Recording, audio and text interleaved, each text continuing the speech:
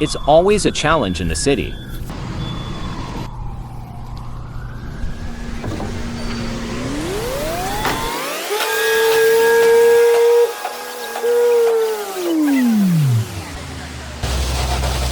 This South Boston building has rainwater issues.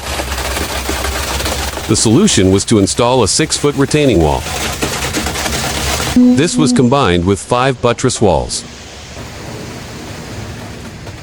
It will help to retain water and any foreign materials, ultimately protecting the residential backyards.